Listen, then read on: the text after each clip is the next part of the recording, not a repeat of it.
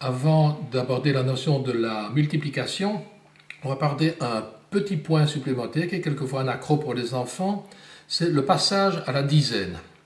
Pourquoi est-ce que le passage à la dizaine est un problème?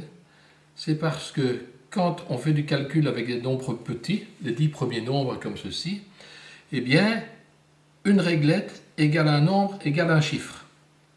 À partir de 10, ce n'est plus le cas, puisqu'on a à sa disposition que 10 chiffres et que 10 réglettes. Eh bien, à partir de 10, on a besoin de 2 chiffres pour écrire la réglette. Le 1, c'est la dizaine. Et puis, quand on veut prendre des nombres plus grands, eh bien, on a besoin de 2 chiffres pour les écrire. Donc, chaque fois que j'ai gravi une marche de l'escalier ici, j'ai chaque fois ajouté un 1. Donc, quand j'avais le 3, ici, j'ai ajouté un 1, j'ai trouvé le 4. Puis, j'ai ajouté un 1 au 4, et j'ai trouvé le 5. J'ai ajouté le 1 au 5, etc. À partir du moment où j'arrive à 10, si j'ajoute un 1, j'ai besoin de 2 chiffres, une dizaine et une unité.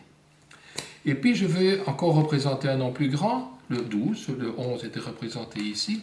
Donc le 12, eh bien je dois ajouter un 1 au 11.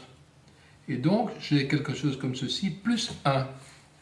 Et le 12, les 2 petites réglettes qui sont là, je peux la remplacer par une réglette ici, puisque j'ai un chiffre pour le représenter, et je peux écrire le nombre 12 avec une dizaine et 2 unités. Puis j'ajoute encore une unité, et je vois que je peux représenter le 13, plus 1, je peux représenter le 14, plus 1, je peux représenter le 15, etc. Le 16, le 17, le 18, le 19 et le 20. Et le 20, j'ai de nouveau 2 réglettes les mêmes. En fait, j'ai 2 dizaines, et donc je vais écrire 2 dizaines et 0 unité. Qu'est-ce qu'il faut faire remarquer aux enfants à ce stade? C'est que l'escalier avec lequel ils sont habitués de travailler avec les 10 premiers nombres, ils retrouvent exactement le même escalier ici. Donc quand on passe au nombre de 11 à 20. Et que dans toutes les opérations qu'ils ont fait avec des nombres plus petits, ils peuvent sans problème les retrouver sur les nombres un peu plus grands. Et de même, ils retrouveront 30, donc c'est-à-dire vous aurez chaque fois 2 dizaines et puis les unités, etc. 40, enfin ça ne sert à rien de composer des tableaux plus grands, mais vous avez maintenant un escalier de 40 par exemple, qui est un escalier qui marche aussi avec les réglettes pour faire des calculs avec des nombres plus grands. Je reviens un tout petit instant ici sur les réglettes alvéolées. Évidemment, pour un enfant, 1, c'est petit.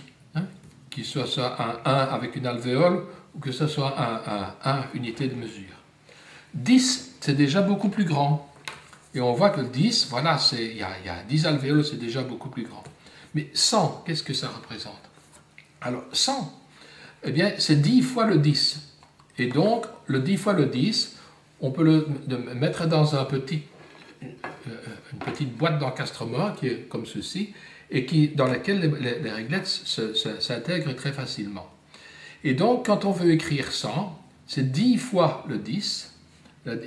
Et quand on utilise les alvéoles, on se rend compte que c'est vraiment très grand. Et pour un enfant, une première fois, pour se rendre compte de ce que c'est que le nombre 100, ça vaut la peine de voir le 100 exprimé comme ceci. Après, quand il fera des calculs, il se rappellera que c'est 10 fois 10, il peut les voir comme ceci, ou 10 dizaines, où on peut agrandir l'escalier pour pouvoir le voir. Mais ce qui est important surtout, c'est qu'il sache que tous les types d'opérations qu'il a fait avec les 10 premiers nombres peuvent se faire de la même manière avec des nombres plus grands.